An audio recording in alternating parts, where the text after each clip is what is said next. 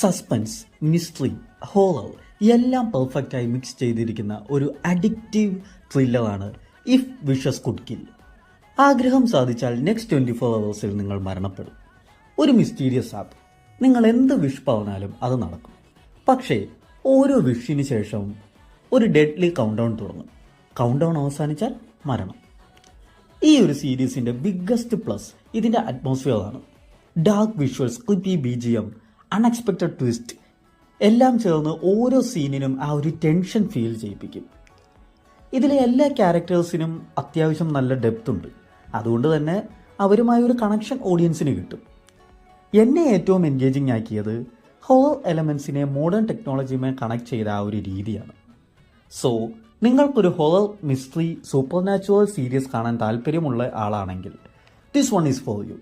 Series നെറ്റ്ഫ്ലിക്സിൽ available ആണ്.